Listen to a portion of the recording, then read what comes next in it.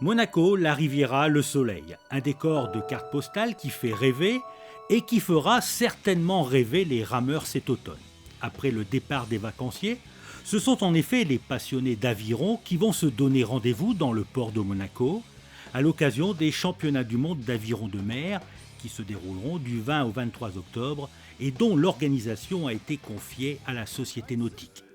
Sur l'eau monégasque, on parlera monégasque bien sûr, mais aussi français, italien, espagnol, anglais, allemand, mexicain, brésilien ou encore croate. Une compétition qui sera à l'image de la principauté, c'est-à-dire cosmopolite.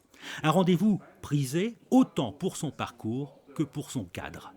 On est très fiers parce qu'on sait que Monaco va être sous les feux de la rampe pendant quelques jours et qu'aujourd'hui, ça fait déjà parler sur tous les sites du monde entier. On sait que les championnats du monde vont avoir lieu à Monaco, donc c'est vrai qu'on est très fiers.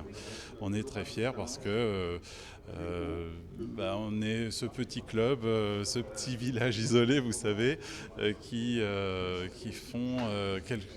faire quelque chose dans l'histoire de l'aviron.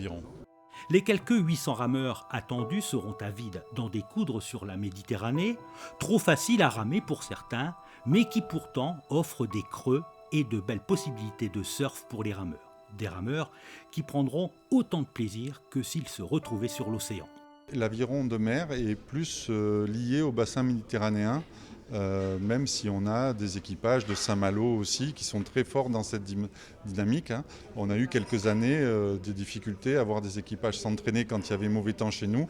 Il est vrai que les bateaux de Saint-Malo, eux, sortaient s'entraîner sans difficulté. Donc c'est un peu compliqué au niveau des équipages, je dirais, de maîtriser la technique de la mer quand elle est en furie, puisqu'on a vraiment deux possibilités de course complètement différentes.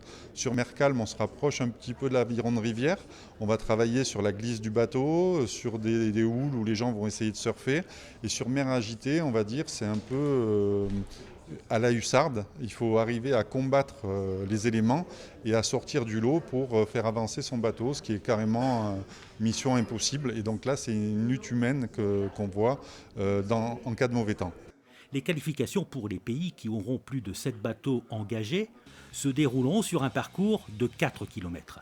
Les finales, elles, se disputeront sur un parcours de 6 km au large de Monaco. 6 titres seront décernés, 3 chez les hommes et 3 chez les femmes, dans les disciplines solo, double et 4 avec barreur.